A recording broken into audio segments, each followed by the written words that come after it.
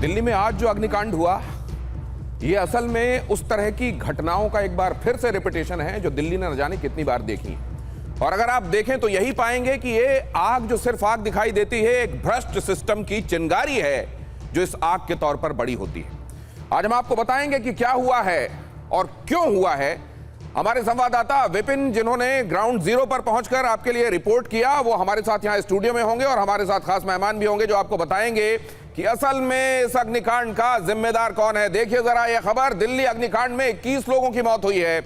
मरने वालों में 17 विदेशी नागरिक भी शामिल हैं। उनमें से ज्यादातर बेचारे यहां अतिथि देवो भव मान के और ये मानते हुए कि मेडिकल के लिए जो बेस्ट जगह है वो ये है, अपना इलाज कराने के लिए यहां पहुंचे थे क्योंकि करीब ही एक नामी अस्पताल भी है। नियमों को ताक पर रखकर ये होटल चलाया जा रहा था। दिल्ली पुलिस ने अज्ञात लोगों पर एफआईआर दर्ज की है और गैर इरादतन हत्या के साथ बीएनएस की अलग अलग धाराओं में एफआईआर लिखी गई है अज्ञात लोगों के खिलाफ। दिल्ली पुलिस को होटल मालिक की तलाश है और ये विभत्स तस्वीरें देखिए। ये ना तो यहां कोई इमरजेंसी के लिए रास्ता था, एक ही एंट्री एग्जिट डोर था यहां पर। इनके पास कोई फायर एनओसी नहीं थी। कितना सकरा रास्ता है वो भी आप देख रहे हैं। ये मालवीय नगर का हौजरानी इलाका है जहां पर ये होटल बना हुआ था। ये असल में B&B स्टे था और साथ में यहीं पर एक रेस्टोरेंट चलाया जा रहा था। रेस्टोरेंट और साथ में B&B स्टे। ये देखिए तीसरे चौथे माले से लोग कूदने के लिए मजबूर थे क्योंकि वहां कोई रास्ता नहीं था ऐसे फंस जाने की स्थिति में, ताकि वो किसी इमरजेंसी का रास्ता लेकर अपने आप को सुरक्षित निकाल सके। यहां तक कि खिड़कियों पर भी ऐसे कांच लगाया गया था जो खिड़कियां भी खुलने वाली खिड़कियां नहीं थी, उसको कांच से पैक किया गया था। आप अंदर बाहर देख सकते थे लेकिन वो था पूरी तरह से ब्लॉक। और ना ही अंदर फायर के मामले में स्प्रिंकलर्स लगाए गए थे, न फायर अलार्म लगाए गए थे। और किस तरह की स्थितियां वहां पर बनी, सुबह 8 से 9 बजे के बीच का यह वक्त था जब ये आग लगी, भड़की और फिर लोगों के सामने यह स्थिति बन गई कि जिनको अपने आप को बचाना था वो तीसरे चौथे मंजिल से कूदने के लिए मजबूर थे।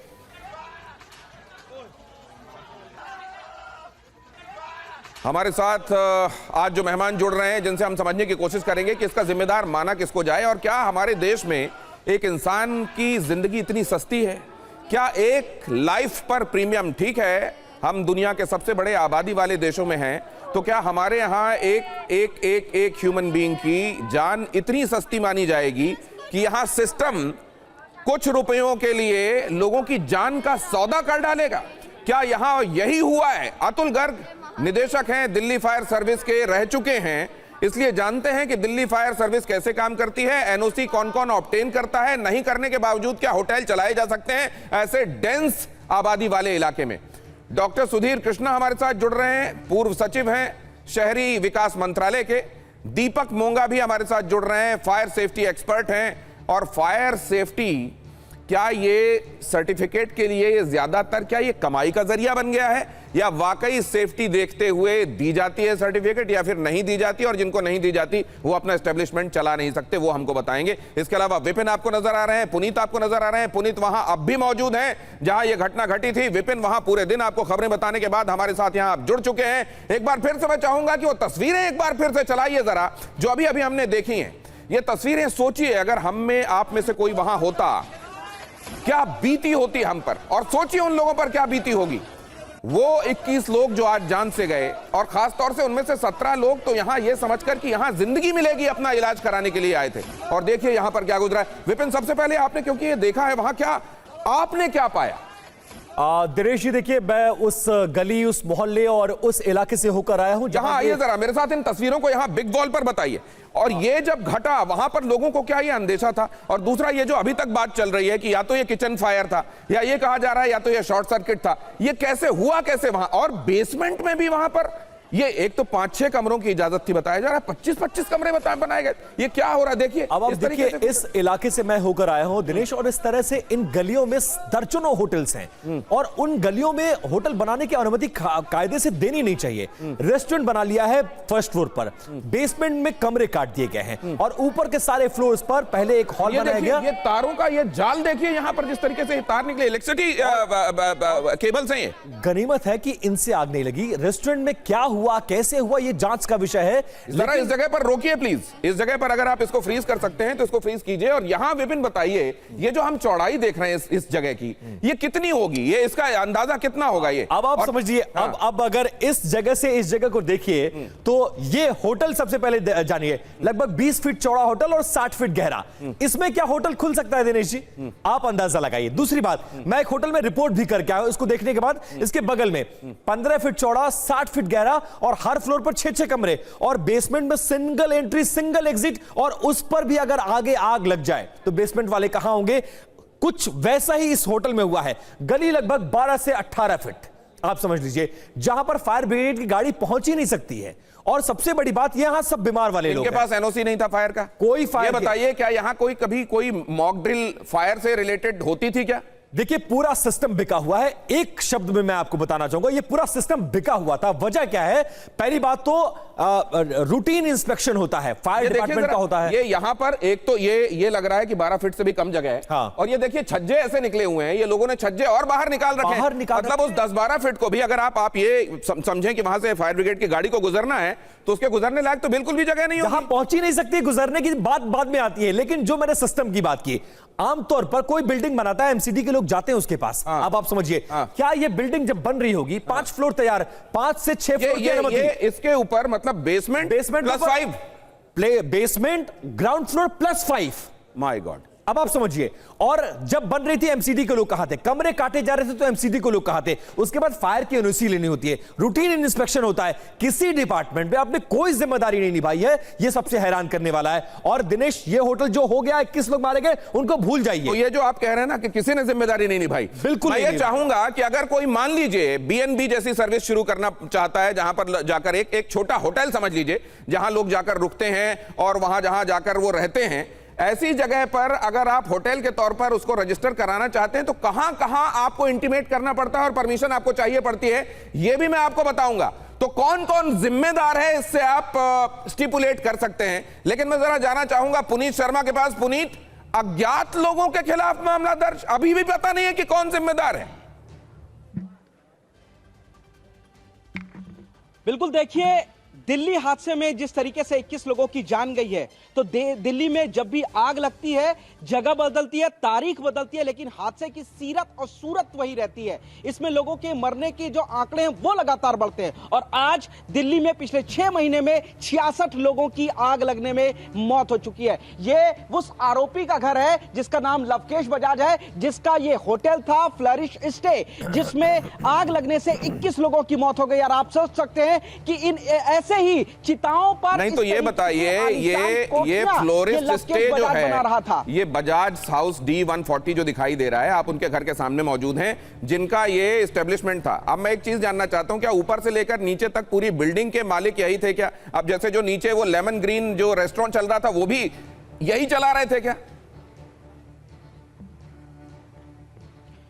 जी बिल्कुल, देखिए, ये पूरी बिल्डिंग उन्हीं की थी और इसमें 4 पार्टनर थे। बताया यह भी जा रहा है कि लवकेश के 4 होटल्स हैं, इसके अलावा उनके परिवार के लोग और जो दूसरे उनके बिजनेस पार्टनर हैं, उनके भी 5 से ज्यादा अलग अलग होटल्स और होम स्टे चल रहे थे। यानी कि होटल्स और होम स्टे का इनका बड़ा कारोबार था। लेकिन इनमें से ज्यादातर अवैध है, क्योंकि जिस फ्लरिश होम स्टे में आग लगी, 21 लोगों की मौत हुई है, उससे महज 50 अगर वो यहां चला सकते हैं पुनीत, जो है, मैं जरा आपको रोकता हूं, मैं अगर वो यहां चला सकते हैं, कोई रोकने वाला नहीं, तो दूसरी जगहों पर भी चला सकते हैं। आप ये विजुअल जरा दिखाते रहिए, वहां क्या क्या चल रहा है। मैं ये बजाज, ये जो आलीशान उन्होंने घर बनाया हुआ है, जरा इसको दिखाते रहिए। जितेंद्र शर्मा हमारे साथ जुड़ गए, लेकिन यहां पर बात हो रही है कुछ।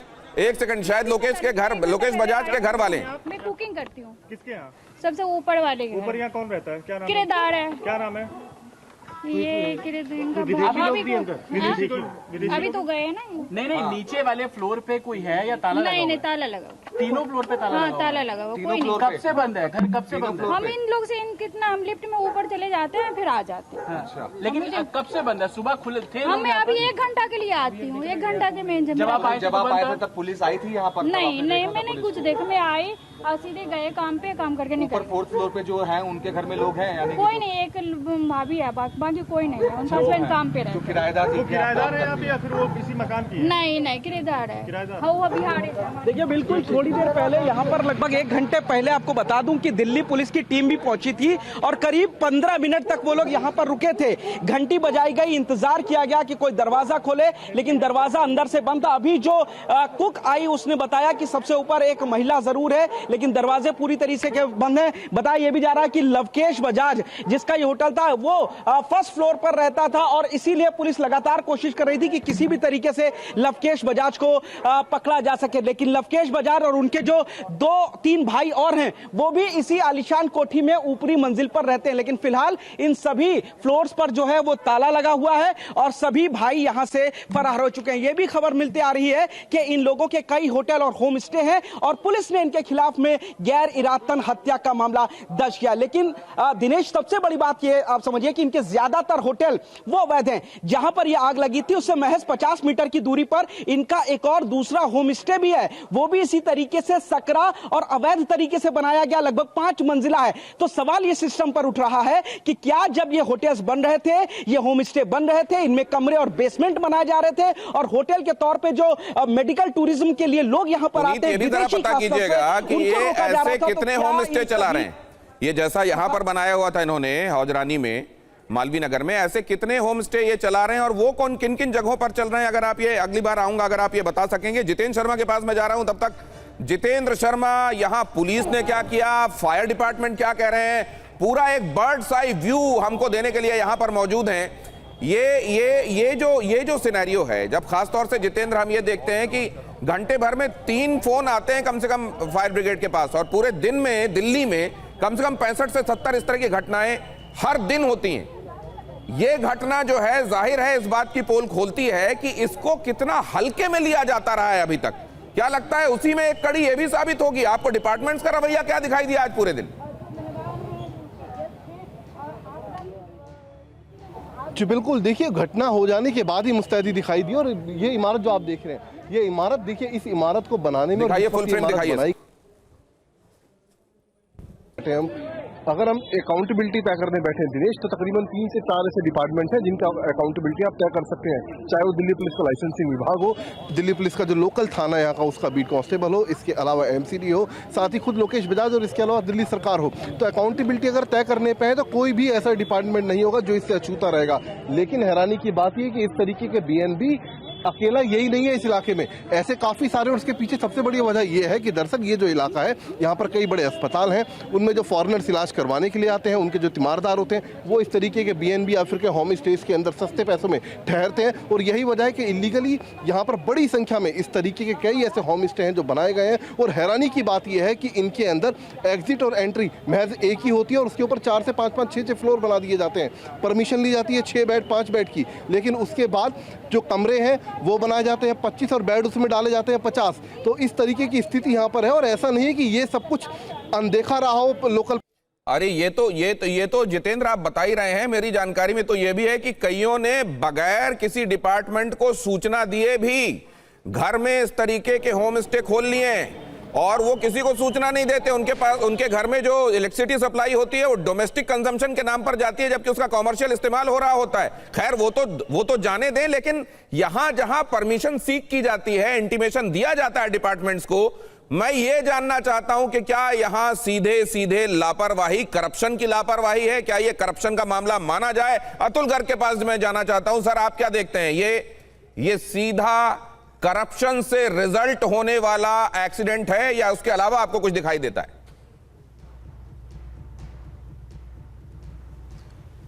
देखिए, ये बिल्डिंग जो बनी थी, जो आप लोग खुद ही कह रहे हैं कि ये 5 फ्लोर की बनी है, ये उस एरिया में अलाउ नहीं हो सकती है। अब बिल्डिंग कैसे बनी, कब बनी, क्या हुआ, ये जांच का एक विषय है। मैं फायर ब्रिगेड को बताता हूँ। Fire brigade building construction control नहीं करती है, एनओसी भी डायरेक्ट नहीं लेती है। एमसीडी के थ्रू हमारे पास किसी भी बिल्डिंग को, अगर होटल को, रेस्टोरेंट को एनओसी चाहिए होता है, वो एमसीडी के पोर्टल पे जाता है, वहाँ से हमारे पास एप्लीकेशन आती है और हम फायर सेफ्टी गाइडलाइन उसको इशू करते हैं। उसके बाद जो है एमसीडी डिपार्टमेंट उसको होटल चलाने का, रेस्टोरेंट चलाने का लाइसेंस इशू करती है। इस केस में जो मेरी जानकारी है कि इसके ओनर ने ना तो कोई अप्लाई किया, ना कोई लाइसेंस लिया इसने किसी से, ना रेस्टोरेंट के पास कोई लाइसेंस था। मुझे ऐसा लगता है कि ये जो पूरी बिल्डिंग है ये घर के लिए बनाई गई थी और इसका यूज़ जो है बाद में उन्होंने मरीज के जो तीमारदार आते हैं उनको रखने के लिए किया गया है। अगर कोई भी बिल्डिंग है, कोई भी होटल है, उसमें 2 रास्ते होना मिनिमम होते हैं, ज़रूरत होती है इसकी। बिना उसके आप बिल्डिंग के लिए अप्लाई भी नहीं कर सकते, आपको एनओसी नहीं मिल सकता है।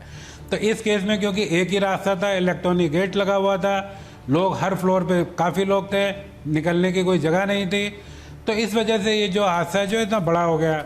फायर ब्रिगेड ने अपनी पूरी मुस्तैदी से काम किया। ये सुबह जो है 8:53 की कॉल है और मैं अभी किसी चैनल पे देख रहा था, जो आई विटनेस से कहा सर आग जो है करीब 8 बजे थोड़ा थोड़ा धुआं निकलना शुरू हो गया था, पर किसी ने उसको सीरियसली लिया नहीं। सबसे इंपॉर्टेंट बात को अपने ओपनिंग रिमार्क में ही कह दिया। मैं आपको बीच में इसलिए रोक रहा हूं सर, क्योंकि कुछ एक चीजें आपकी जानकारी में और डालनी है, लेकिन आपने सबसे महत्वपूर्ण बात यह कह दी कि कंस्ट्रक्शन के लिए जिम्मेदार department obviously fire department construction देखने वाला डिपार्टमेंट नहीं है। एमसीडी को यह देखना चाहिए था कि ये कितना इजाजत मिली है और कितना कंस्ट्रक्ट किया जा रहा है, तो क्या इसमें भी एक लेवल सेट होगा, सबसे बड़ी जिम्मेदारी किसकी, उससे कम जिम्मेदारी किसकी, उसके बाद नंबर किसका। खास तौर से क्या सिनर्जी में ये काम नहीं हो सकते? शहरी विकास के मामले में जिन जिन डिपार्टमेंट्स को जाहिर है जिनकी जरूरत पड़ती है, क्या वो सिनर्जी में और एक साथ मिलकर काम नहीं कर सकते? और क्या कोई दूसरा डिपार्टमेंट किसी अलग डिपार्टमेंट की लापरवाही को फ्लैग नहीं कर सकता? क्या इसके लिए कोई प्रोविजन नहीं होना चाहिए? डॉक्टर सुधीर कृष्णा हमारे साथ जुड़े हुए हैं, जो कि सेक्रेटरी रहे हैं मिनिस्ट्री ऑफ अर्बन डेवलपमेंट में। सर, आप क्या देखते हैं, क्या इस तरह की सिनर्जी होती तो शायद ये रोका जा सकता था? देखिए, सिनर्जी बिल्कुल उपलब्ध है। जो एमसीडी के कमिश्नर होते हैं, एडिशनल कमिश्नर, ये बहुत सीनियर आईएएस ऑफिसर होते हैं, और कोई और सर्विस के होंगे तो वो भी बहुत सीनियर होंगे, और वो साइनर्जी की जो आपने बात कही है उसकी कोई दिक्कत नहीं है।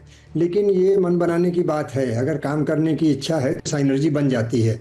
कोई गवर्नमेंट सर्वेंट मना नहीं करता है अगर कोई दूसरा डिपार्टमेंट उससे कहे कि हमारे साथ चलिए, इंस्पेक्शन करिए, ये ड्यूटी होती है।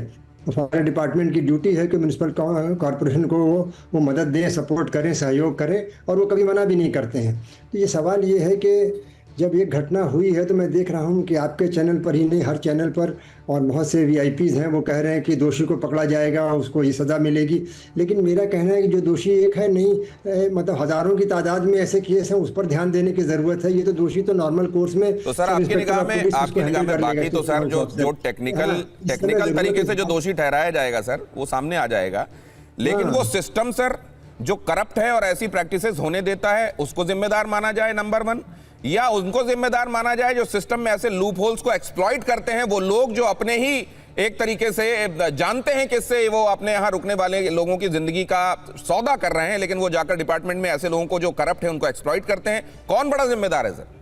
देखिए, सबसे बड़ी जिम्मेदारी तो म्यूनिसिपल कॉरपोरेशन की है, इसमें कोई संदेह, मुझे कोई संदेह नहीं है कि म्यूनिसिपल कॉरपोरेशन को लोगों को आगाह करना होगा और इंस्पेक्शन करना होगा। ये ज़रूर है कि म्यूनिसिपल कॉरपोरेशन हो या फायर सर्विसेज डिपार्टमेंट हो, उनके पास स्टाफ शॉर्टेज है, इसमें मुझे कोई संदेह नहीं है। लेकिन अभी समय ये आ गया है कि अगर इंस्पेक्शन करना है तो सर्टिफाइड सर्वेयर्स होते हैं, उसके लिए नाम उनको दे के सर्वे कराया जा सकता है। तो कोई इतना बंधन नहीं है कि वो स्टाफ की कमी, ये मन बनाने की बात है। सर, ये स्टाफ की कमी नहीं है, और ना ही ये सर ये स्टाफ की कमी नहीं है, और ना ही यहां असल में इच्छा शक्ति की कमी है। यहां कमी है कैरेक्टर की, कंडक्ट की सर। वो चंद जो खनकते हुए सिक्के जब सुनाई देते हैं और उसके आगे बिक जाना गवारा होता है, उसकी वजह से ये होता है। लेकिन जाहिर है इसको वैसा एक्सप्लिसिटली कोई नहीं कहता जैसा कहा जाना चाहिए। मैं दीपक मोंगा साहब के पास जाना चाहूंगा। दीपक मोंगा साहब, ये जब हम सुनते हैं कि 66 पिछले 6 महीनों में 66 जाने फायर की वजह से दिल्ली में चली गई, जब हम ये भी सुनते हैं कि ना तो वहां पर इमरजेंसी एग्जिट एंट्री के इंतजामात होते हैं, ना फायर अलार्म होते हैं, ना स्प्रिंकलर्स होते हैं, एनओसी तो छोड़ ही दीजिए फायर डिपार्टमेंट की। तो आपको क्या लगता है सर कि ऐसे लोग असल में क्या चाहते हैं और सिस्टम कैसे इनको फलने फूलने देता है? बेसिकली ऐसे लोग वो होते हैं जो लोगों ने डिजाइन कर लिया है चीजों को घर के लिए और वो यूज कर रहे हैं होटल के लिए। दूसरा, सिस्टम उसको अप्रूव करता है घर के लिए पर अलाउ करता है होटल के लिए। तीसरा, जो बहुत ही मेजर प्रॉब्लम है सिस्टम में, ये कि म्युनिसिपल कॉर्पोरेशन बोलता है कि हमने तो बिल्डिंग के लिए दे दिया अप्रूवल, फायर डिपार्टमेंट बोलता है हमारी जिम्मेदारी नहीं थी कि भैया हमने तो दे दिया था एनओसी उनको, और फिर उन्होंने यूज किया। मगर हर 3-6 महीने में जो फायर सेफ्टी ऑडिट होना चाहिए वो कैसे अप्रूव किया लोगों ने? दूसरी बात, लोगों ने कैसे अप्रूव कर लिया कि हम एक बेसिक फायर एक्सटिंग्विशर अगर वहां होता तो कैसे वहां पर उपकरण नहीं थे फायर एक्सटिंग्विशर के लिए? क्या हम लोग वैल्यू ऑफ इंसानों की इतनी कम हो गई है कि हम लोग ये बेसिक फायर एक्सटिंग्विशर नहीं रख पाते हैं जो 500-1000 रुपए का आता होगा या 2000 रुपए का होगा तो सबसे बेस्ट हो जाएगा, 20 लोग की जान बच जाती, इतना जान माल की प्रॉब्लम नहीं होता लोगों को। उससे सबसे बड़ी प्रॉब्लम ये हो जाती है कि सिस्टम बोलता है कि भैया हमने तो बिल्डिंग खड़ी कर दी। अरे पापा, जैसे आपने भी दिखाया सर कि 7 फुट की जगह थी तो वहां गाड़ियां तो आना इम्पॉसिबल है, तो कैसे सिस्टम ने अलाउ किया बिल्डिंग खड़ा होने के लिए? और अगर यहाँ पे यह हादसा ना हुआ होता सर तो हम इस पर बात भी नहीं कर रहे होते। और सिस्टम तो जाहिर है वो सुविधा की नींद सो रहा है नहीं। और ये अकेली जगह नहीं है सर, इस तरह की तंग गलियां ये दिल्ली में अकेली जगह नहीं है। और इस तरह के बस्तियों में चलने वाले ये स्टेज जो हैं ये अकेली ये जगह नहीं है। ना जाने कितनी जगह, इधर पहाड़गंज की तरफ चले जाइए सर, वहां क्या क्या चल रहा है। मैं वही तो बोल रहा हूं कि हाँ, अभी जैसे मैं दोपहर को मैंने कहा था कि अगर पहाड़गंज चले जाए आप तो इससे भी खतरनाक जगह है वहां तो स्कूटर नहीं जाता अंदर। तो आप चले जाइए करोल बाग, आप डर जाएंगे करोल बाग के घर देख के वहां पर तो कि लोग रहते कैसे हैं वहां पर। और 4-5 माले की बिल्डिंग बन गई, लेकिन प्रॉब्लम अभी हो रहा है होटल्स के अंदर। लोगों ने होटल बनाए, घर बनाए, सिस्टम ने अलाउ कैसे किया? सिस्टम को मालूम है बिलिंग हो रही है, लोग बिलिंग करते हैं, उसका जीएसटी भरते हैं, तो पता चल रहा है ना कि वो घर चल रहा है। नहीं सर, अब सवाल ये है कि बाकी चीजों में कोताही या करप्शन, चलिए ठीक है, जहां सीधे सीधे जान इन्वॉल्व नहीं है, ठीक है, हाथ जोड़ के कहेंगे भाई साहब आपकी मर्जी। लेकिन जहां जान इन्वॉल्व है, आग और पानी किसी के सगे नहीं होते हैं। अब ये राउस 2024 वाली घटना सर, जहां वो छात्र नीचे बेसमेंट लाइब्रेरी चलाई जा रही थी सर, और वहां पर वो राउस की कोचिंग में वो छात्र बेचारे जो अपना भविष्य बनाने के लिए और परिवार का सपना लेकर यहां पहुंचे हुए थे, वो जान से चले गए।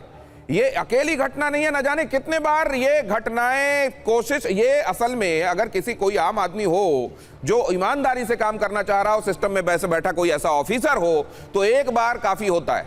लेकिन यहां तो ये सुविधा की नींद है, कैसे टूटेगी? देखिए जरा, दिल्ली के न्यू अशोक नगर में भी आज आग लगी।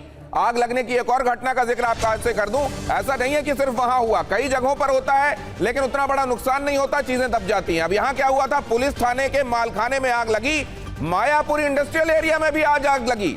दमकल की 9 से 10 गाड़ियां वहां पहुंची, आग पर काबू पाया, कोई बड़ा नुकसान नहीं हुआ, इसलिए उतनी चर्चा इन जगहों की नहीं हो रही है। दिल्ली में आज कुल मिलाकर 3 जगहों पर आग लगी। अब अगली खबर की तरफ आपको ले चलता हूं। दिल्ली अग्निकांड का नया वीडियो सामने आया है। वीडियो में यह दावा है कि 20 मिनट तक नहीं पहुंची फायर ब्रिगेड। यहां पर लोग इस बात को कह रहे हैं, खासतौर से अंडरलाइन कर रहे हैं कि सूचना दिए जाने के बाद भी करीब आधे घंटे तक फायर ब्रिगेड पहुंची ही नहीं।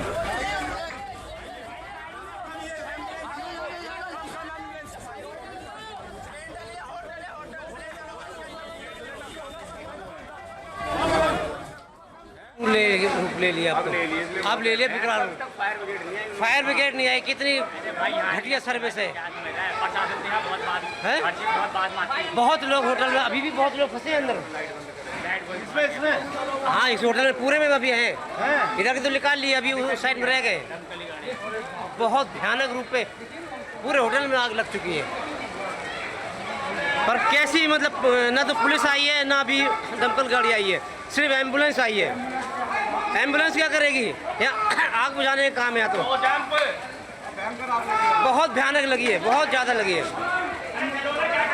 ये देखिए कितनी भयानक आग लगी है, और दमकल की गाड़ी अभी तक नहीं आई। कम से कम 20 मिनट से ऊपर हो गया है। हौसलानी के लोग कोशिश कर रहे हैं लोगों को बचाने के लिए, अब बचाया है कई लोगों को, 5-10 लोगों को निकाल लिया। बहुत लोग अभी फंसे हुए भी हैं, आशंका है कि अभी फंसे हुए हैं। और आग ने भयंकर रूप ले लिया है, और होटल में लगी हुई है आग। उठा लो इसको, उठा लो। देखो ये लोग कैसे कूद रहे हैं अपनी जान बचाने के लिए। और है कोई, कूदा दो,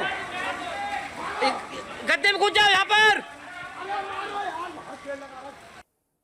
अब जब ये सब हो रहा है तो ये एक बात तो यहां हमारे साथ जो एक्सपर्ट्स जुड़े हुए हैं उन्होंने स्पष्ट रूप से कहा कि वो जो कंस्ट्रक्शंस में कहां हिला हवाली हो रही है, जिस डिपार्टमेंट को ये देखने का जिम्मा मिला हुआ है, असल में तो प्राइमरी रिस्पॉन्सिबिलिटी उसकी है, पहली रिस्पॉन्सिबिलिटी लेकिन रिस्पॉन्सिबिलिटी किसकी किसकी होती है? अगर मान लीजिए कहीं पर इस तरीके का कोई एस्टेब्लिशमेंट चलाया जा रहा है तो किसकी किसकी जिम्मेदारी है? अगर वहां कोई दुर्घटना होती है, किस किस को सूचना पहले दी जाती है कि हम यहां इस तरह का काम कर रहे हैं, और किसकी किसकी परमिशन के बाद इस तरह का काम करने के लिए कोई आगे बढ़ता है, और अगर कोई दुर्घटना होती है तो किसको किसको जिम्मेदार माना जाना चाहिए? दिल्ली अग्निकांड के जिम्मेदार कौन कौन, ये मैं बताने की कोशिश कर रहा हूं आपको। असल में हमने देखा, रेफरेंस के लिए हमारे जितेंद्र शर्मा हमारे साथ जो रिपोर्टर जुड़े हैं, उनके फौरन बाद उनके पास में जाऊंगा। उन्होंने मुझ तक एक लेटर पहुंचाया कि देखिए साहब, जब ये इस तरीके के बीएनबी के लिए परमिशन होम स्टे के लिए ली जाती है तो इन तमाम लोगों को सूचित किया जाता है। इनमें डेप्यूटी पुलिस कमिश्नर, लाइसेंसिंग, ये होते हैं, रीजनल डायरेक्टर पर्यटन विभाग। असल में तो इसमें आप देख सकते हैं वहां ऑफिसर्स जहां बैठते होंगे उस हिसाब से एड्रेस बदल जाएगा, लेकिन किसको किसको जाता है देखिए। महाप्रबंधक, डीटी, डीसी, डीडीए, इनको जाता है। अध्यक्ष Indian association of tour operators, इनको भी इंटीमेट किया जाता है कि हम यहां पर इस तरीके का होम स्टे खोल रहे हैं। अतिरिक्त पुलिस उपायुक्त उस जगह के इलाके के, उनको जाता है इंटीमेशन। पर्यटन विभाग को इस बारे में सूचित किया जाता है। मतलब ये वो लोग हैं जिनको इस संदर्भ में बताया जाता है कि इस जगह पर हम ये शुरू कर रहे हैं। इसमें कमिश्नर एमसीडी सबसे बाद में जरूर दिखाई दे रहे हैं आपको 8वें नंबर पर, लेकिन यह कहा जा रहा है कि सबसे महत्वपूर्ण यही है डिपार्टमेंट। सीईओ दिल्ली जल बोर्ड करोलबाग, इनको भी सूचित किया जाता है कि हम इस तरह का कोई एस्टेब्लिशमेंट खोल रहे हैं। और यहां देखिए बिजनेस हेड, बीएससीएस मतलब इलेक्ट्रिसिटी के लिए, ये इनको बताया जाता है। और ये होटल मालिक ही हैं इस पर्टिकुलर मामले में, लोकेश बजाज जिनका नाम बताया जा रहा है, जिनके घर से हमारे संवाददाता पुनीत शर्मा आपको ये रिपोर्ट बता रहे हैं कि वो फरार हैं। उनके कई और होम स्टे चल रहे हैं, वहां क्या हाल है पता नहीं। अभी वहां पर भी हमारे रिपोर्टर्स पहुंच रहे हैं और ये जांचने की कोशिश करेंगे कि वहां की स्थितियां कैसी हैं। लेकिन असल में अगर आप देखें तो तभी तक इन चीजों के बारे में आप ये आश्वस्त हो सकते हैं जब तक आपका ध्यान नहीं गया, इस तरह की दुर्घटना नहीं हुई। अगर आप जाकर देखने लगेंगे तो आपको लगेगा इतने व्यापक पैमाने पर इस तरह की गड़बड़ी चल रही है, और फिर आपको माथा ठोकने का मन करेगा अपना कि ऐसी स्थिति में हम करें तो करें क्या। अब जरा जितेंद्र शर्मा के पास जाते हैं। जितेंद्र शर्मा, आप जरा ये भी बताइए कि इन तमाम लोगों को इंटीमेशन जाहिर है इस वाले मामले में भी गया होगा, तो क्या ये खाना पूर्ति होती है कि चिट्ठी गई, उन्होंने चिट्ठी रख ली, उन्होंने एक सिक्का मारा, सील सिक्का किया, कहा चलो ओके गो अहेड, इतना ही होता है क्या?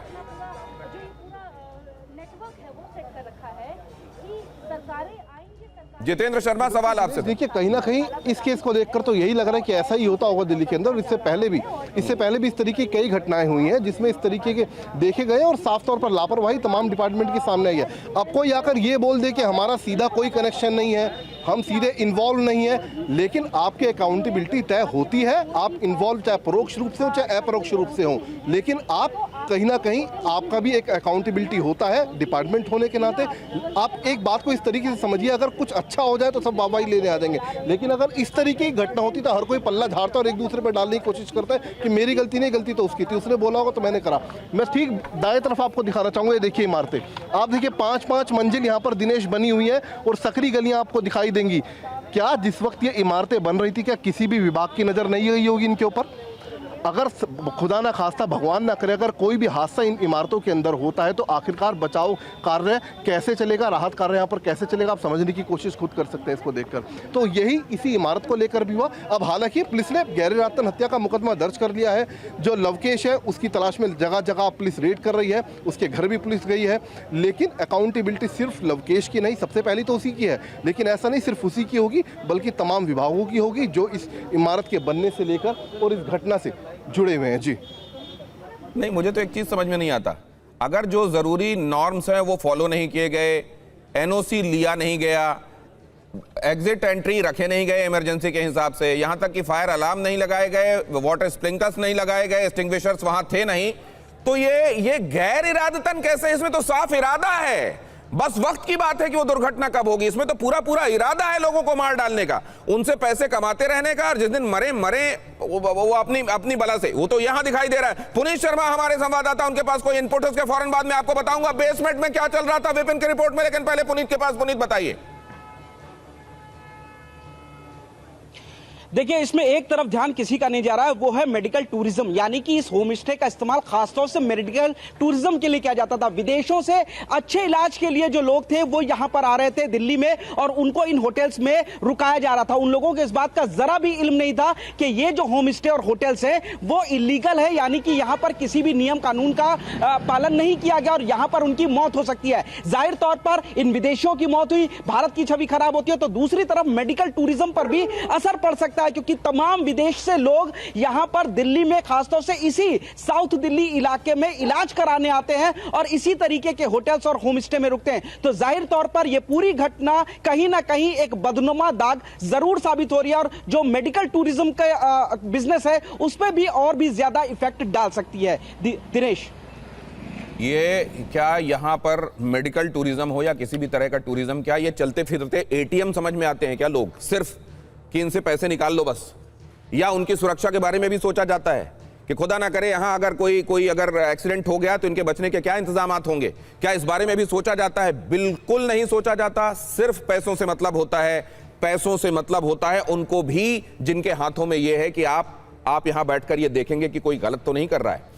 हमारे संवाददाता लगातार हमारे साथ जुड़े हुए हैं, लेकिन विपिन ने वहां क्या देखा बेसमेंट में? क्या इसकी इजाजत थी जो वहां चल रहा था? देखिए, ऊपर से लेकर नीचे तक ये करप्शन की इमारत थी। देखिए जरा ये रिपोर्ट। दिल्ली के मालवीय नगर में मैक्स हॉस्पिटल के सामने जिस फ्लोरिश होटल स्टे में आग लगी है उससे 50 मीटर की दूरी पर हम खड़े हैं और सैंपल दिखाने की कोशिश कर रहे हैं। एक और होटल जिसका नाम ग्रीन रेजिडेंसी है, कुल चौड़ाई 18 फीट, गहराई लगभग 60 फीट है। और अगर सोचिए, फर्ज करिए इस होटल के इस एरिया में आग लग जाए तो अंदर रहने वालों का क्या हश्र होगा, भगवान मालिक है। लेकिन मैं आपको जो तस्वीर दिखाने जा रहा हूं वो डराने वाली और बहुत भयावह तस्वीर है। और जो एंट्रेंस उसका बनाया गया, बेसमेंट का बनाया गया, वो लगभग 3.5 फीट है। अब आप सोचिए, 3.5 फीट के इस गैप में अगर कोई होटल का बेसमेंट है, बेसमेंट आमतौर पर पार्किंग के लिए बनाया जाता है, लेकिन इस बेसमेंट में कमरे काट दिए गए हैं। इसकी अनुमति किसने दी? सबसे बड़ा सवाल यह है। अब जब ऐसे हादसे हो रहे हैं तो MCD, fire brigade, police department जांच की बात कर रहा है, लेकिन सवाल यह है कि इस सकरे और इस तरह के बेसमेंट में जो कमरे बनाए गए हैं उसमें हाल और हालात क्या है। अब देखिए, मैं जिस बेसमेंट पे लाया हूं वहां कमरा नंबर 1 देखिए, मेरे कैमरा पर्सन हरीश आपको तस्वीरें दिखा रहे हैं। ये पहला कमरा है, इसके बाद ये दूसरा कमरा है। आते जाइए हरीश, आते जाइए। एक सकरी सी गली और कमरों पर कमरे काट दिए गए हैं। ये कमरा नंबर 3, ये कमरा नंबर 4, ये कमरा नंबर 5 और ये कमरा नंबर 6। यहां एक आदमी बैठा दिया जाता है जो उनको तौलिया, चादर या कोई जरूरत की चीज होती है वो प्रोवाइड करा देता है। लेकिन अगर सोचिए, सामने की तरफ जहां से हमने एंट्री ली है, फर्ज करिए अगर वहां पर आग लग जाए और ये लोगों को खबर लगे, पहले तो पता ही नहीं चलेगा यहां रहने वाले लोगों को, जैसा फ्लोरिश स्टे में हुआ कि बेसमेंट में रहने वाले लोगों को खबर ही नहीं थी कि उनके होटल में आग लग गई है। और अगर जैसे तैसे अगर खबर लग भी गई तो इनके पास तो भागने के लिए छत नहीं है, एक एंट्री और एक एग्जिट है। उसमें लोग कैसे फंसकर, जलकर, दम घुटकर मर जाएंगे, इसका अंदाजा भी किसी ने नहीं लगाया होगा। मैक्स हॉस्पिटल सामने है, कम पैसे में, कम दूरी में ये होटल्स मिल जाते हैं, इसीलिए लोग इसी तरह के कमरों में, इसी तरह की गैलरीज में, इस तरह के छोटे होटल्स में रहना प्रेफर करते हैं। और सोचिए कि अगर भगवान ना करे इस होटल में अगर आग लग जाए तो क्या हश्र होगा। एक बार जरा यहीं से पलट कर दिखाइए जरा हरीश, जरा कैमरे को एंट्रेंस की तरफ ले जाइए। भैया जरा हटना, 1 मिनट दादा, 1 मिनट हटना। ये देखिए, अब यही से मैंने एंट्री मारी थी और मुझे अगर बाहर जाना है तो मुझे यहीं से एग्जिट लेना होगा। और अगर यहां आग लगी हो, धुआं हो, धूल हो, गुबार हो, लोग चिल्ला रहे हो बाहर, तो मैं कहां जाऊंगा? मुझे मरना तय है अगर मैं इस होटल में रुक रहा हूं। कुछ ऐसा ही फ्लोरिश स्टे होटल में हुआ है। और ये जो ग्रीन रेजिडेंसी जहां से जाकर विपिन ने रिपोर्ट की है, ये उसका रेप्लिका है जहां ये फ्लोरिश स्टे जो चल रहा था, जहां पर ये दुर्घटना घटी है, एंड उसी तरह का कंस्ट्रक्शन इसका भी है। तो एक तरीके से विपिन ने वहां पहुंचकर आपको यह बताने की कोशिश की है कि ये भी देखिए, ये जो बगल में चल रहा है ये भी वक्त की बात है। और इस तरह के न जाने कितने वहां पर चल रहे हैं जो वक्त की बात है कि वहां भी कोई दुर्घटना हो सकती है। केवल किस्मत जब तक साथ दे रही है तब तक वहां रहने वाले लोग बचे हुए हैं, वरना आप देख रहे हैं आवाजाही के लिए एक ही रास्ता है। और विपिन, आप तो जब वहां से निकल रहे थे लग रहा था कि आपके बगल से कोई दूसरा निकलना चाहे तो निकल भी नहीं सकता। अब आप समझ लीजिए 3 फीट में कैसे दो आदमी एक साथ क्रॉस कर सकते हैं, बिल्कुल संभावना ही नहीं है। और ये पूरा होटल बिल्कुल फ्लोरिश स्टे की तर्ज पर बना हुआ है और ये भी 5 फ्लोर का बना हुआ है, इस पे भी सामने रेस्टोरेंट है। फर्ज करिए अगर किसी फ्लोर पे कुछ भी हो जाए तो लोगों को मरना तय है। और मैंने सिर्फ दिखाने की कोशिश ये की है कि इसके जरिए सैकड़ों इसी गलियां में ऐसे होटल हैं जो बिना अनुमति के चल रहे हैं और सिर्फ पैसों के दम पर चल रहे हैं, अधिकारियों को रिश्वत खिलाकर। सुधीर कृष्णा सर, क्या सीधे सीधे कंक्लूसिवली ये कहा जा सकता है कि ये लोग जो हैं उनकी जान भ्रष्टाचार की वजह से गई? देखिए, भ्रष्टाचार जो है वो इसका एक कंपोनेंट हो सकता है और भ्रष्टाचार की वजह से हुई है ये कहने के लिए इंक्वायरी करना पड़ेगा। लेकिन हम, जैसे आपने इतने अच्छे ढंग से बताया आपने और आपके सहयोगी लोगों ने, कि ऐसी वारदात, ऐसी सिचुएशन तो दिल्ली में भरी पड़ी हुई है, तो इसलिए इसके बारे में बहुत आवश्यक। आपको ये भी मैं बताना चाहूँगा कि अभी नेशनल बिल्डिंग कोड में तब्दीली हो गई। अभी तक ये था, अभी 2 महीने हो रहे हैं, उसके पहले तक 15 मीटर तक की बिल्डिंग के लिए बहुत से रेस्ट्रिक्शन थे फायर कंट्रोल के, यानी कि उसमें जो है फायर प्रोटेक्शन एंड प्रिवेंशन के बहुत से इक्विपमेंट लगाने होते, 2 एंट्री एग्जिट होना जरूरी और बहुत कुछ था। सर माफी के साथ आपको रोक रहा हूं, एक बात समझने के लिए जितेंद्र के पास मैं जाना चाहता हूं। जितेंद्र, ये एक महत्वपूर्ण बात सुधीर सर कह रहे हैं कि ये तो भ्रष्टाचार इसका कंपोनेंट हो सकता है, कितना बड़ा है नहीं है ये जांच के बाद पता चलेगा। इस तरह की बड़ी घटनाएं जो आग की हुई हैं दिल्ली में आज तक, उसमें कितने मामलों में जांच कंक्लूड हुई है, दोषियों को सजा मिली है, करप्ट ऑफिसर्स जेल के पीछे भेजे गए?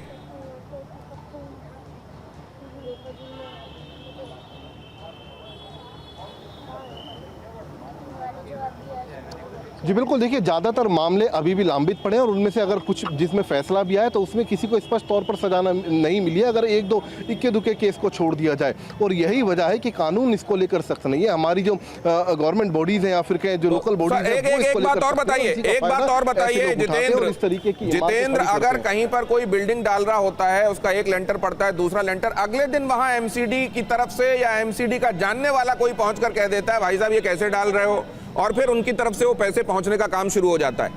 वहां स्टाफ की कमी नहीं होती, लेकिन यहां फायर के संदर्भ में कहां कानून का पालन हो रहा है, नहीं हो रहा है, वहां स्टाफ की कमी है।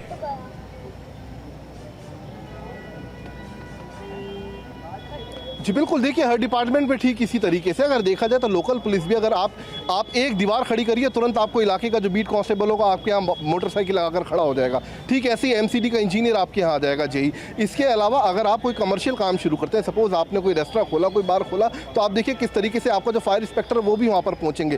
तमाम बार है, अगर आप देखिए उनकी हालत जाकर वो 3रे मंजिल पर बने। तो मैं एक बात ये दीपक मोंगा साहब से जानना चाहता हूँ। दीपक मोंगा साहब, भगवान भरोसे हैं हम सब? ऐसा हो जाता है यहाँ पर जितने भी लोग होते हैं, जैसे इन्होंने सही कहा बेसिकली कि आप जितने भी हम लोग काम कर रहे होते हैं, ये लोग राम भरोसे पे ही जी रहे होते हैं आज की तारीख में। तो क्योंकि अगर आपने बोला जैसे फायर लगी, मैं चाहता हूँ दिनेश जी आप इतना अच्छा काम कर रहे हैं ना कि कल हम एक और बार मिले जहाँ हम फायर सिस्टम क्या होना चाहिए, क्या लगाना चाहिए ना, हम उसमें भी एक चर्चा हमें करनी चाहिए जी। जैसे कि अगर जहाँ आग लगी थी वो बंदे लोग के पास में एक बेसिक चीज कॉल फायर ब्लैंकेट होना चाहिए था, जो नहीं है। अगर ये फायर ब्लैंकेट होता वहां पर तो लोग बाहर निकल सकते थे आराम से धुएं। अरे सर, वहां दरवाजा तक तो बनाया नहीं गया, आप इसकी बात कर रहे हैं सर। तो कुल मिलाकर ये समझ में आ रहा है सर। बहुत धन्यवाद करता हूं आप सभी का मेरे साथ आज की इस चर्चा में जुड़ने के लिए। वक्त और होता तो इस पर तफसील से बात करते। एक बात समझ लीजिए, वो जो लिखा रहता है ना अलग अलग माध्यमों में जिनसे आप ट्रैवल करते हैं, कई बार देखा होगा, यात्री अपने सामान की सुरक्षा स्वयं करें। तो जीवित व्यक्ति अपने जान के बारे में भी यही करे, उसकी जितनी हिफाजत कर सकता है करे। पहले ऐसे होटलों में जाने से बचे।